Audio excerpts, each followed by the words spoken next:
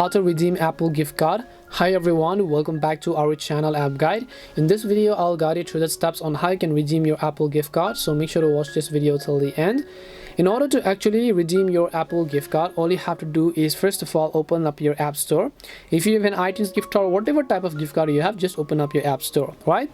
Then once you've done that, basically just tap on the profile icon from the top right hand side, and then you'll find this option where it says redeem gift card or code, and then just tap on redeem gift card or code button.